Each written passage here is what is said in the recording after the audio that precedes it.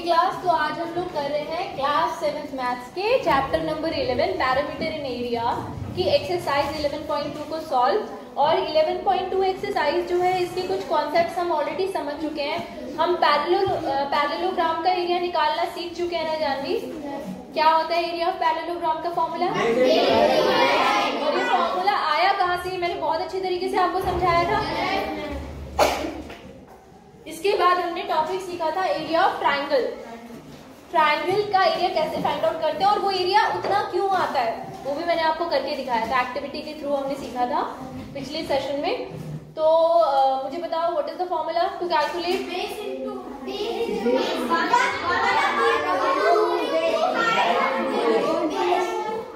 1/2 into base into height, यानी parallelogram के area का आधा। क्यों होता है ऐसा? क्योंकि एक पैरेललोग्राम में दो कॉन्ग्रुएंट ट्रायंगल्स बनते हैं जिनका एरिया बिल्कुल सेम होता है आपस में, और पैरेललोग्राम का हाफ होता है, राइट? ठीक है। बेस और हाइट उनकी भी उतनी होती है ट्रायंगल्स की जितने की पैरेललोग्राम की होती है, राइट? तो अब इन कॉन्सेप्ट को यूज करते हुए हमने कुछ क्वेश्चन कर लिए हैं इस एक्सरसाइज के। एक्सरसाइज 11.2 की हम लोग बात कर रहे हैं और इसके क्वेश्चन नंबर 1 से लेके 4 तक हम लोग क्लास में डिस्कस कर चुके हैं। तो मैं आपको क्वेश्चन नंबर 5 कराते हैं। क्वेश्चन नंबर 5 में ना फिगर साइड में बनी हुई है, देखो जरा बुक में। PQRS एक पैरेललोग्राम बनाया हुआ है उन्होंने कुछ इस तरह से। क्या करें?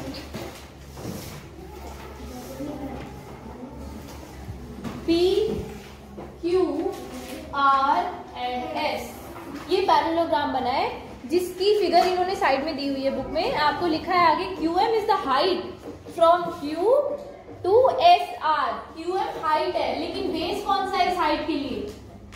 जल्दी बताओ, बेस कौन सा है? बेस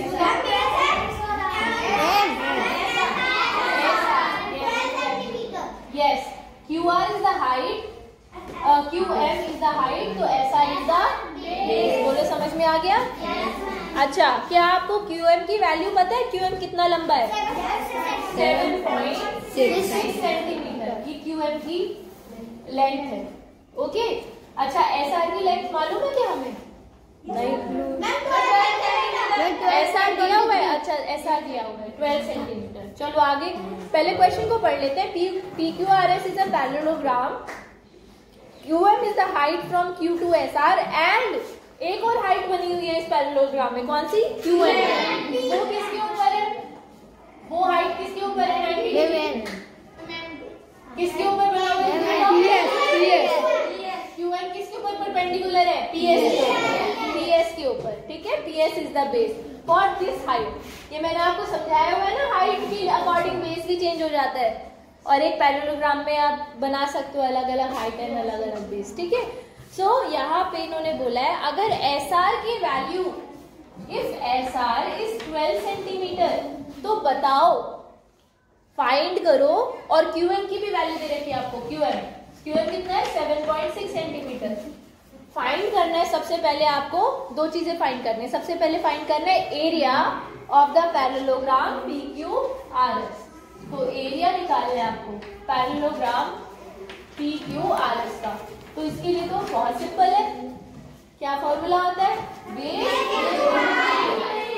कोई भी साइड, इस पैरेललोग्राम की कोई भी साइड को आप बेस बना लीजिए और उसी बेस के ऊपर जो हाइट बनी हुई है उन दोनों की वैल्यूज अगर हमारे पास हो तो हम एरिया कैलकुलेट कर सकते हैं। क्या हमारे पास कोई ऐसा बेस है जिसकी हमें वैल्यू पता हो और उसकी हाइट की भी वैल्यू पता हो? यस, SR और SR बेस हो गया, ये वाली साइड बेस हो गई और इसके ऊपर ये जो परपेंडिकुलर है हाइट। चलो दोनों की वैल्यू पुट करें। SR into QM। SR की वैल्यू कितनी है? बोलो। 12 सेंटीमीटर। और QM कितना है? 6 सेंटीमीटर। ट्राई करके बताओ सुपर फास्ट स्पीड से। अभी करो, अभी करके दिखाओ। 91.2। जल्दी कैलकुलेट करो फटाफट। अभी है, अभी जल्दी बाकी बच्चे भी क्विकली जल्दी करो।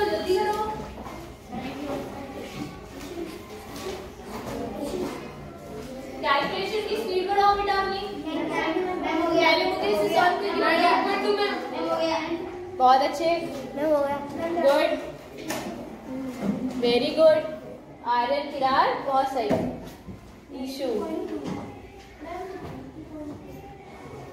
पूजा, सरिता, जानवी ने भी कर लिया, क्या बात है, बहुत अच्छे। देखो आंसर आ गया आपका, यहाँ से एरिया की वैल्यू आप लोगों को मिल चुकी है। क्या कोई बच्चा ऐसा है जिसको परेशानी हो रही हो मल्टीप्लिकेशन में?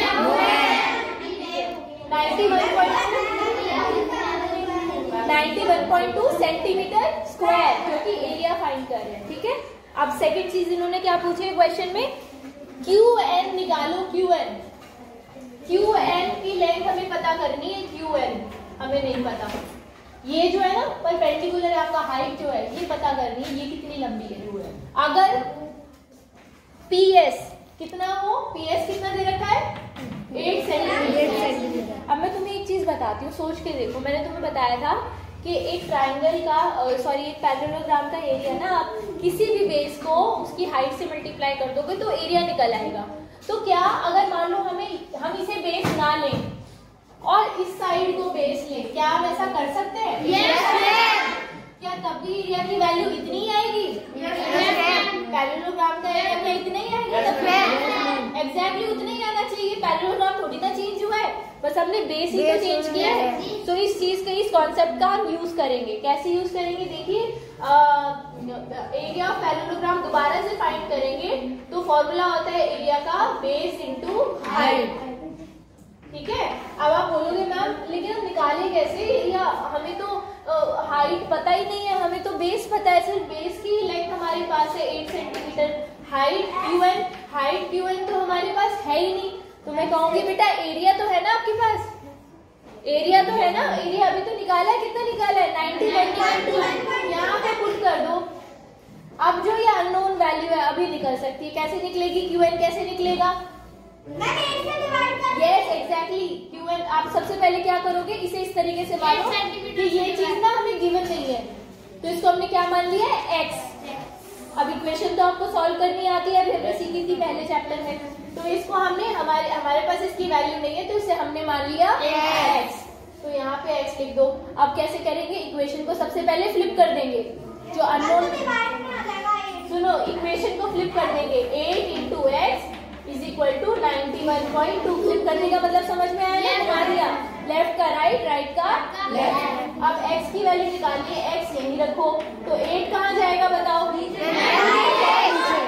अपॉन 91.2 डिवाइडेड बाय 8 करके बताओ आंसर कितना है? जल्दी बताइए, वैल्यू कितनी आई? 8 से 91.2 को डिवाइड करो।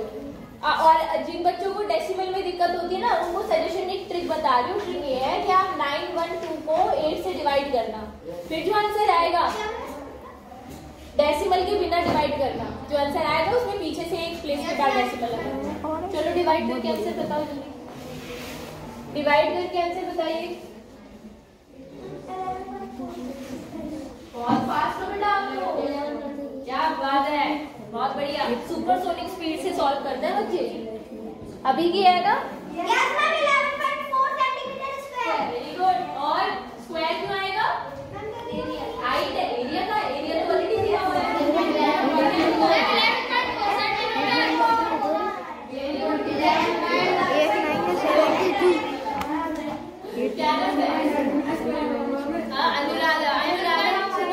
अनुराधा ने आंसर निकाला, बिल्कुल सही आंसर निकाला, पर वो बता कैसे रहे?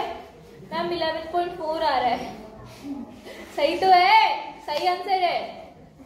वो क्यों हो रहे हो, परेशान क्यों रहे? अच्छे से बता, खुशी खुशी। 11.4 ठीक है, 11.4 सेंटीमीटर। सबका आ गया? Very good. तो ये आएगा आपका 11.4 सेंटीमीटर। ना ना ना ना, स्क्वायर नहीं है, हाइट निकालिए बेटा।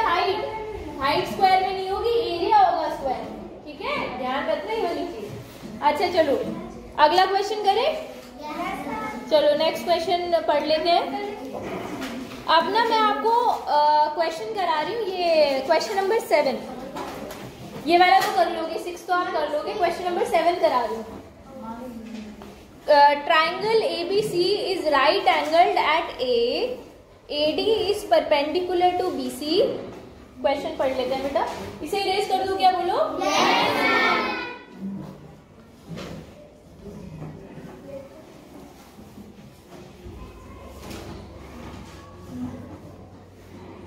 जिन्होंने कर लिया वो नेक्स्ट क्वेश्चन पढ़ लें जरा एक बार. क्वेश्चन नंबर 7 पढ़ लें.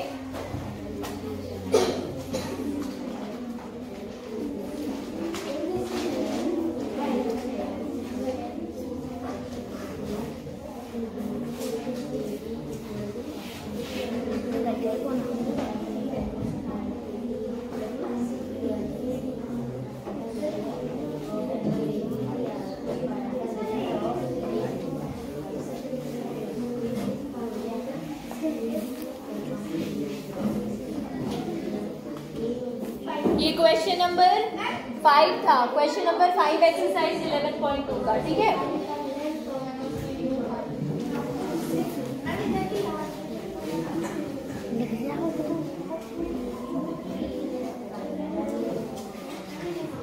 अब हम करेंगे क्वेश्चन नंबर 7. चलो. Exercise 11.2 question number 7. Triangle ABC is right angle. Figure दे रखी है देखो बुक में, है ना. इमेजिन, दिमाग में इमेजिन करने की जरूरत नहीं पड़ेगी, ऑलरेडी बुक में फिगर है. फिगर 11.25 देखिए. ABC एक राइट एंगल ट्राइंगल है जो राइट एंगल है A पॉइंट पर, A वर्टेक्स पर. ठीक है, वर्टेक्स A पर. AD is perpendicular. AD D point का है.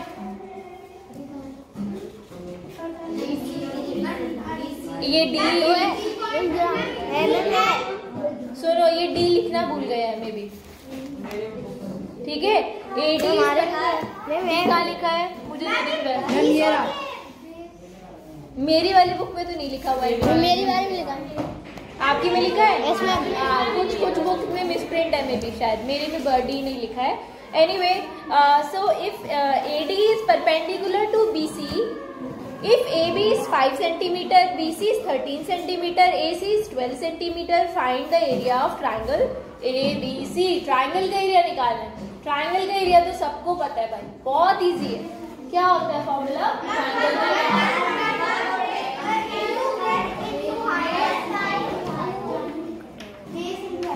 Base into height.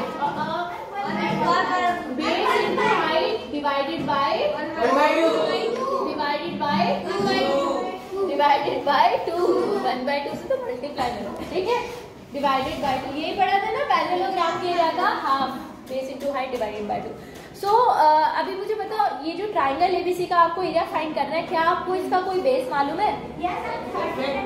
कितना? 13 सेंटीमीटर. ना ना ना ना ना.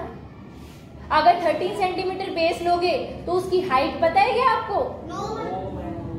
जैसे पैरेललोग्राम में 2 बेस 2 हाइट निकल सकती हैं, क्या ट्राइंगल में 2 बेस 2 हाइट नहीं निकल सकती? निकल सकती हैं, बल्कि 3 बेस 3 हाइट निकल सकती है उसमें से. भाई देखो, आपको ये कहा कि ये वाला एंगल 90 डिग्री बना हुआ है. इसका क्या मतलब हुआ?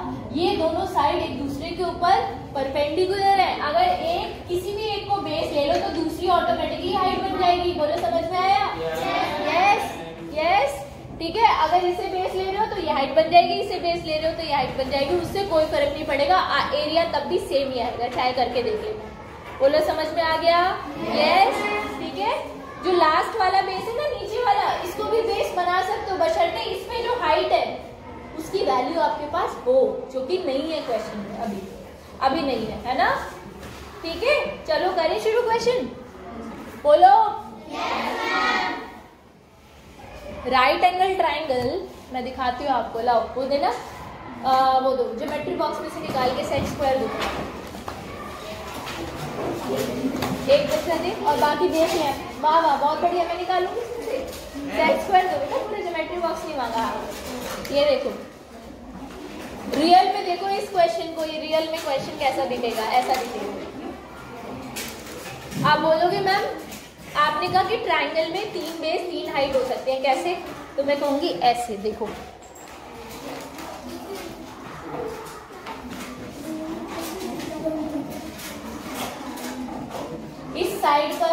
हाइट बनेगी यहाँ से, एक बेस उसके ऊपर की हाइट। इस साइड पर अगर ये दोनों परपेंडिकुलर नहीं है आपस में, तब की बात बता रही हूँ। तो इस साइड पर बेस ये है, तो हाइट बनेगी ये वाली, ठीक है। इसे H1 ले लो तो इसे H2 ले लो, और ये वाला जो बेस है, अगर आप इस साइड को बेस ले रहे हो तो इस पर हाइट बनेगी यहाँ से कुछ इस तरह से। बोलो समझ में आया? यस, 3 बेस 3 हाइट हो सकती है ट्रायंगल में। अब ये वाला ट्रायंगल कैसे थोड़ा सा स्पेशल है, इसमें जो आपने परपेंडिकुलर ड्रॉ किया है ना बेटा, ये पीछे का हिस्सा है ही नहीं। ये ट्रायंगल कुछ इस तरह से है, ये साइड ही एक दूसरे के ऊपर परपेंडिकुलर है, ये दोनों। बोलो समझ में आया? है ना? ये ऐसा ट्रायंगल दिया हुआ है। तो ये बेसिकली अगर आप इसे बेस ले रहे हो तो ये वाली साइड क्या हो जाएगी? हाइट हो जाएगी। देखो, अगर ये वाली साइड बेस ले रहे हो तो this will be height. Height का मतलब क्या है? परपेंडिकुलर। देखो ध्यान से, इस साइड के ऊपर ये लाइन परपेंडिकुलर नहीं है, है ना? अच्छा, अगर इसे बेस बना दे तो इस वाली साइड को, तो परपेंडिकुलर वाली साइड है। दोनों केसेस में एरिया सेम ही निकलेगा ट्रायंगल का। बोलो क्लियर हुआ? चलो अब इसे सॉल्व करते हैं। क्वेश्चन अब तो बहुत आसान हो गया आपके लिए सॉल्व करना, नहीं इजी हो गया ना? बताओ बेस कौन सा ले? 5। हाइट कौन सी ले? 12 सेंटीमीटर। देखो बुक में देखो, बुक में 5 बेस ले रहे, 12 डिवाइडेड बाय 2। ये पता चला हमने 5 और 12 कहाँ से लिए है? ट्रायंगल में देखो दोनों साइड जो परपेंडिकुलर है 5 और 12 ले रहे हैं, ठीक है। अब सॉल्व करते हैं। 2 से 12 कैंसिल होगा, कितना आएगा? सेंटीमीटर स्क्वायर, क्योंकि क्या निकाल रहे हैं? एरिया। क्लियर है?